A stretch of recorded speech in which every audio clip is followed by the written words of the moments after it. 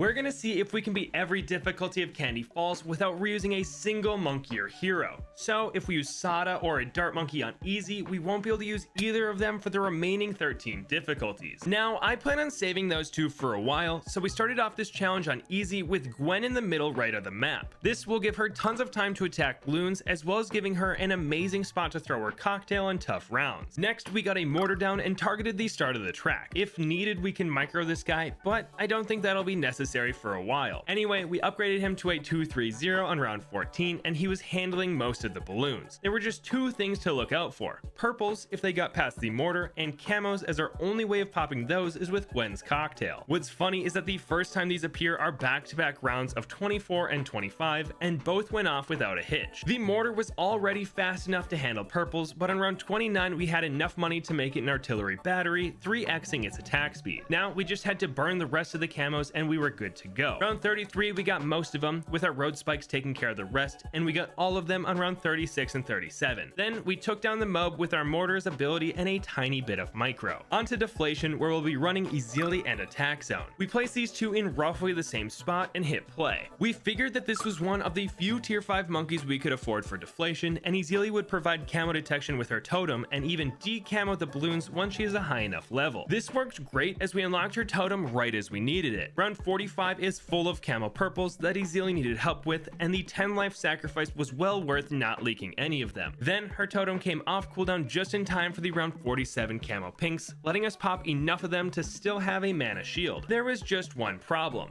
Round 48 has 30 camo purples, and we don't have a totem available. We got really close with just her Heartstopper ability, but we had to restart to try to save her totem for this round. We did the same thing through round 46, but this time decided not to use the totem on the round 47 camo pinks. This took us all the way down to 37 lives, but at least we were able to pop the balloons on round 48. Now, with 27 lives left, we can only use her totem 2 more times, but that shouldn't be an issue with her being able to decamo balloons soon. The first of these 2 totems was needed on 51 with camo ceramics, bringing us down to 17 lives and a shield, but it wasn't off cooldown for the camo pinks on 53, which made us restart again. We tried a few different placements and even swapped to Quincy for a run, but what we finally settled on was putting them both down on the left, with Ezili being able to see all 3 levels of the track and the tack zone near the back. This worked way too well and let us cruise to round 45, where we had to use our first totem to take down the camo purples. As we know, this lets it come off cooldown for 47, but we had to beat that round without it and save the totem for 48. With these new placements, we had a whopping 103 lives after tanking this round, and were able to use the totem to beat round 48. We did accidentally make a Regrow Farm on 49 though, but that's nothing we can't fix with a well-timed Heartstopper ability. Round 51 needed the totem again, and this time our tack zone was far enough back for it to come off cooldown in time for the camos on 53. We did leak a bit, but we finally got past this round. Round 55 was a bit scary with the ceramic rushes, but we took them out without a leak, and this finally made Ezili hit level 9, which lets her decamo balloons with her main attack. Going into Deflation, I thought she unlocked this at a much lower level, but it all worked out. To take advantage of this level up, we microed Ezili on round 56 so that we didn't have to use a totem to beat these camos. I really wish she had camo priority like ninjas, but we managed to get through it. Anyway, the final few rounds were a piece of cake, as the only ability we had to use was on round 60 to take out all the ceramics inside the BFB. Whew! Who knew that Deflation would be the hardest difficulty for us to beat? Anyway, on to primary only, where we'll be running Striker Jones and a boomerang. We placed these two on the left as this spot worked so well for Deflation that we figured it'd work for the rest of the difficulties. Right away, we got the boomerang to a 0-3-2, and man was it crushing the rounds. There was just one problem. We have no way to pop camo balloons. Yet. You see, we have the Bionic Augmentation Monkey Knowledge Point that lets turbocharged boomers hit camos when their ability is active, and that was our plan. Unfortunately, we couldn't afford this upgrade until around 25, so we had to leak the camo that comes on 24. After that, the only camo rounds are 33, 36, and 37, which we handled pretty well, as the only balloons to get to the spike pile were 2 camo reds on round 33. So we did have to use 5 spikes in total, but other than that, nothing got through. Not even the mob on 40, as our boomer crushed it at the very beginning of the track. On to medium difficulties, and boy did I plan these poorly. All we had for medium standard was a monkey ace and Benjamin. We started off with a base ace and saved up for our sushi king. Hopefully his extra money, biohack, and Trojans will be enough to help our ace pop everything. This extra money came in huge, as we were able to get a 0-2-3 Neva miss on round 18. Although I would have loved to give it rapid fire and lots more darts, the middle crosspath solves both of our problems. Not only does it give the ace camo detection, but exploding pineapples will be our only way to pop leads until we can afford the Spectre upgrade. Is this a terrible idea?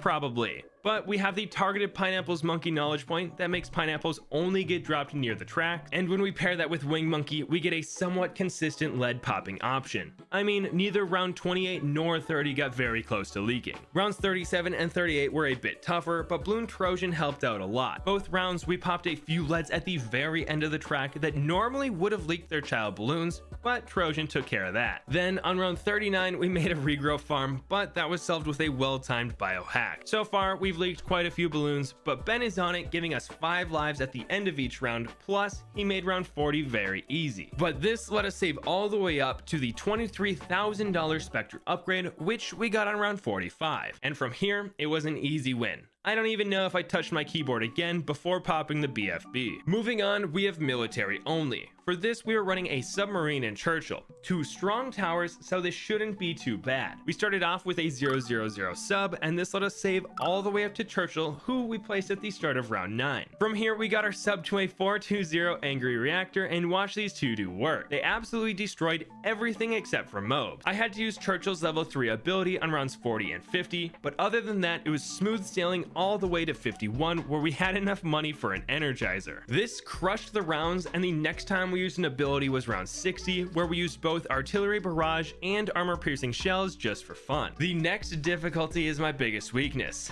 Apocalypse. So I made sure to bring in some heavy hitters in Quincy, a ninja, and an alchemist. We started off with Quincy in the middle left and rushed a ninja, getting him to a 301 as quickly as possible. Absolutely terrified of leads, we placed our alchemist in front of everything, set it to strong, and worked towards making it a berserker brew. This took quite some time because you don't get the end of round cash bonus like you do in other game modes, but we were able to afford it right after a round 25 scare. From here, we made our ninja a 402 bloon jitsu and our alchemist a 420 stronger stim. This gives us tons of damage for the coming rounds, but there's not much else we can spend our money on, so we started upgrading Quincy whenever we could afford it. This was nice because we definitely needed that extra popping power for rounds 57 through 60. I feel like this is the part of Apocalypse that always gets crazy, as tons of mobs come out of nowhere, but we were able to take it down even without using Storm of Arrows. Apocalypse is down and we're on to reverse. We brought in Adora, a glue gunner, and the village with the plan of starting with Adora. This means we need to leak round 1 though, as we start $50 short of being able to afford her. After getting her down in our typical spot, we got a glue gunner up top. The path he's shooting along is surprisingly straight for how curvy the track is, which will be nice when he has more peers. With this setup, we were able to go all the way to a 420 bloon liquefier by round 33. Now, this does mean we have no camo detection for the coming rounds, but I knew we could tank a lot of them, and I really wanted to make sure we'd be able to pop the round 40 mob. So from here, we saved up for a 020 radar scanning village, which we could afford halfway through round 37. The scary part was that the camo white bloons spawned first on reverse instead of last, so they got surprisingly close to the exit and even made us use Adora's level 3 ability to prevent them from leaking. In hindsight, we probably could have got a radar scanner before bloon liquefier, but it all worked out. Now we just had to upgrade the village to a 220 and we'll be able to pop the mob. This was working pretty well and even let us get to the bloon solver on round 50. We buffed it with a primary training and it melted everything. The rest of our money was put into leveling Adora. I really wanted to sacrifice towers to her to be more efficient with our money, but that's not really the play in a custom challenge like this. That being said, we did sacrifice the bloon solver on round 60 just to see how high of a level Adora would get to, and we couldn't really complain with level 15. Anyway, on to hard standard, which is where things really pick up in difficulty, and we decided to run Psy, an Ice Monkey, and a Wizard. With this setup, the only start that made sense was a Wizard in the middle left and making it a 101. This will take out most of the balloons and let us save up for Psy. Is this really weak to purples?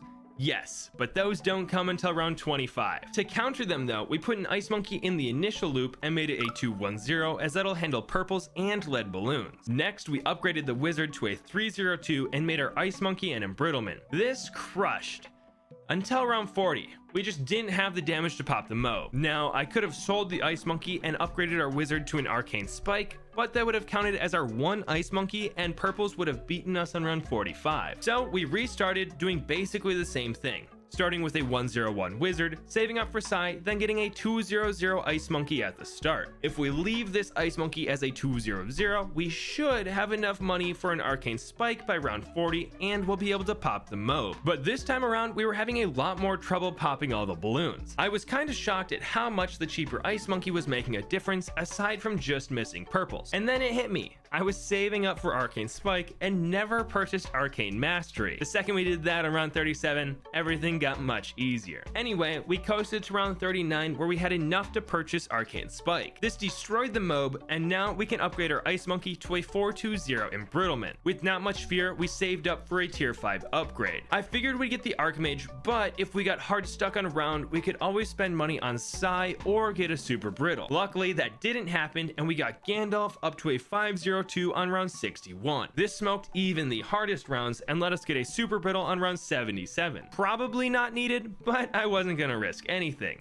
And purples weren't even scary as Psy can pop them now, so we really have no weaknesses. But this brought us to round 80 where we popped the ZOMG before it even finished the first big turn. Next up we have magic monkeys only, and the only monkeys we're using are Hbomb and a super monkey. We started off with Hbomb on the right side and used brambles anytime the balloons got farther than I'd like. This allowed us to get a super monkey down on round 15 and we put him right next to Hbomb. This is super nice, but we have two glaring weaknesses. The first is that we have no camo popping power outside of brambles, so we went straight for ultra vision on our super monkey to save us from relying solely on them. The second problem was that we want to make this guy a sun avatar, but if we purchase laser or plasma blast, we'll be incredibly weak to purples. So what we're going to do is keep our super monkey a 002 until we're past most of the purple rounds. This left us in a tough spot for 48 as there are 30 purples heading our way, but we got lucky with our brambles as Hbomb put them right where they could pop the purple layer and our super monkey could help with the insides, letting us pop all 30 of them. But on round 49, we accidentally made a regrow farm that took us out right before we could afford the sun avatar. To get around this, we microed the super monkey a bit, only leaked a few balloons, and we were able to get the Savitar on round 50. This was right when we unlocked Wall of Trees, so we put those up front to make extra money, and we spent the rest of our cash upgrading Hbomb,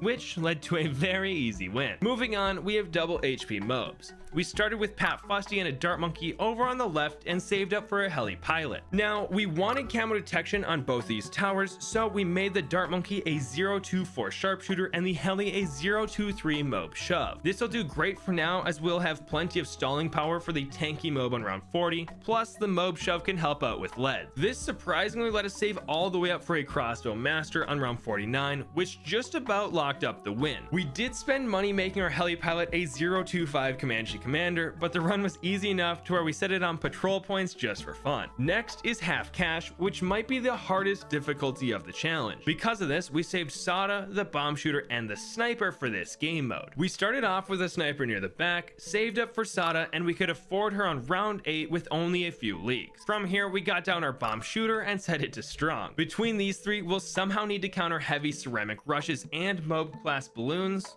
but I think we got this. We started upgrading our sniper, making it a 022. This will be some nice global popping power with camo detection, and we plan on making it an elite sniper later on if we have the money. Next, we upgraded the bomb shooter to a 230 to help with the moab coming in a few rounds. This absolutely destroyed the moab's outer layer, and we used sword leap to take out the ceramics inside. Now, we just have to decide if the middle path sniper is actually the play. What swayed us is we'll need the help with ceramics, so we decided to pick up bouncing bullet as this path is worth it even with supply drop making half as much money as usual. This worked very well even in half cash, and we were able to pick up a supply drop on round 49. Then its ability gave us enough money to pick up a moab assassin on 53, which really helped out as this is when moab class balloons really start coming. The late 50s is where we hit our stride as Sauda hit level 10, giving us another ability that can bail us out if needed. We used this on round 63 where it took out the first two ceramic rushes, which actually capped out its pierce. Not something you see every day, but this let us use Leaping Sword for the third rush and take down round 63. Then on round 66 we could afford the Elite Sniper upgrade, which made us even better at dealing with ceramic rushes and making money. This let us coast until round 79, where the balloons got very far. Anytime the BFB's ceramics layered on top of the rainbows, they got much farther as the Elite Sniper just couldn't keep up. But after a few abilities, we were not only able to beat round 79, but also afford the mob eliminator and one-shot round round 80. Bang, half cash is done. Next up, we have ABR, and we'll be using Geraldo, the Druid, and the Beast Handler. We started off with the Druid and saved up for Geraldo, though we didn't get him down right away as we wanted to be able to afford him and his action figure early on. So we placed Geraldo on round 7 and then upgraded our Druid to a 1/0/0 so he could pop the leads coming on round 10. This set back our NFT plans, but we managed to buy it on round 13 for just over $1,400. Now it was time to upgrade our Druid to a Druid of the Jungle. This guy shreds the early game, which is exactly what we need, and pairing him with Geraldo is nice for ABR because we can just give him a camo potion every 10 rounds to solve that issue. Once he became a 1/3/0, we placed down some of Geraldo's turrets. I was debating if we should be limited to just one of them, but since plenty of turrets were placed in Geraldo's 1-tower chimps, we allowed more than one to be placed here. Plus, it would be a pretty boring run if we were only able to get one of his turrets. We got 4 of these down and then saved up to make our Druid a Jungle's Bounty. This will not only make us money, but also give us more lives every round, which also increases his peers. Now we just have to prepare for round 40 with another turret, a Jerry's Fire, and some pickles. This was barely able to take down the fortified mob, but you don't get any extra points for killing it quickly, so I was okay with it. Now we just had to save up for the Spirit of the Forest, a hefty upgrade, but with selling the NFT we were able to get it and Heart of Thunder on round 50. This happened to time itself out perfectly with Geraldo unlocking his bunnies right at this time, so obviously we got Hopsy, Flopsy, Button, and Dave next. Probably would have been enough to win, but our Druid was making us so much money that we dumped some of it into Geraldo and started placing down his upgraded turret. I really wanted a Paragon Totem as well, just for fun, but we were barely short on money when we took down round 80, got that ABR medal, and we didn't even use the Beast Handler. Onto the second to last difficulty, we have Impoppable. We're running ETN, the farm, because what other game mode would we use that in? The Spectre, Engineer, and if we need it, the Beast Handler. It's kind of funny that these are all support monkeys, so it's an Impoppable support monkeys only run. We started off with an Engineer and rushed the Sentry Gun upgrade. This smoked the rounds and let us save all the way up for a banana farm. While not necessary to rush it that much, I wanted to let my inner player 3 out as I haven't been able to farm for this entire challenge. Anyway, we then placed down ETN and made our Engineer a 2-1-0. This let us get our farm to a greater production and then get a 2-0-0 Spike Factory to handle the round 28 leads. While not the best solution, I have no complaints so far. That being said, we didn't want to rely solely on the Spike Factory, so we got our Engineer to a 4-2-0 Sentry Expert. Around this time, ETN hit level 8, giving camo detection to everything, which really rounded out our defenses. We then got a Banana Bank on round 39, which will give us plenty of money for tier 5s later on. We picked up a Moab Shredder and started the very long save up for the Sentry Champion. This took all the way to round 57, which was more challenging than we thought it'd be, but there wasn't a round that ETN's UCAV couldn't handle. From here, the Sentry Champion took care of everything except for purple balloons, but ETN's dragons were popping those just fine. Then round 63 came. The first 2 rushes got farther than I thought they would, but the third rush got one shot by an exploding turret, which apparently is something I should do more often. But after a few more collects of the bank, we were able to purchase the Carpet of Spikes upgrade on round 78, and this combination of towers absolutely dumpstered the rest of the round. I mean, we had over 100k left over when we took down the bad, and once again we didn't even use the Beast Handler. Whew.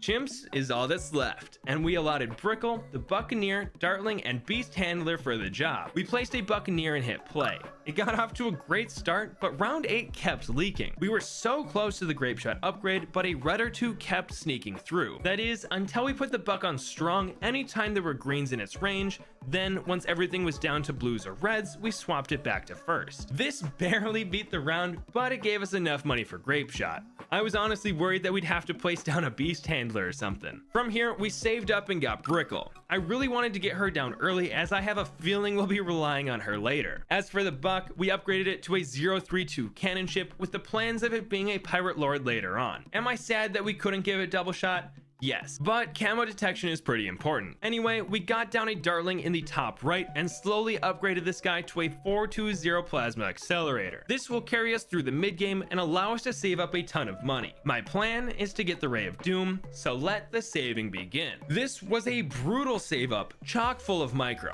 but it wasn't too bad until the Super Ceramic started coming on round 81. And this change to Super Ceramics was much more apparent than normal runs. Instantly, the Plasma Accelerator stopped carrying us, and we were still $13,000 away from the Ray of Doom. We had to stagger the popping of BFBs so the Plasma Accelerator could focus smaller groups of ceramics and time each of Brickle's abilities, but even with that, we were still leaking. So I caved to Twitch chat and upgraded our cannon ship to a Monkey Pirate. This beat the round first try, but set us back several $1,000s to getting the Ray of Doom. Then round 82 came, which was even more challenging. The fortified BFBs were scary, but what was even worse were the fortified super ceramics inside. They took so long to pop, so our mission was to take out as many of them as possible with Brickle's Mega Mine. We tried and tried, getting so close every time, and chat was telling me to get the Pirate Lord with every failed attempt. But after several tries, we finally took down round 82, popping the last ceramic on the final bend. And then round 83 came, which was way harder. And after just 3 attempts, I bought the Pirate Lord. I guess chat was right, and I should have gotten it several rounds ago. This crushed the rounds, but set us all the way back to only $50,000. But as long as it could handle the 80s and early 90s, we should be fine. And fine we were. Other than DDTs, nothing really got close to leaking, and we got the Ray of Doom upgrade on round 94. Honestly, this is the first round that the Pirate Lord might not have been able to beat, so that timing was pretty perfect. Obviously, this crushed the rounds, but we had one more monkey to place. The Beast Handler. So in the middle of round 100, we got a 000 Beast Handler at the start of the track, and he helped us take down the bad. Ooh. Nice.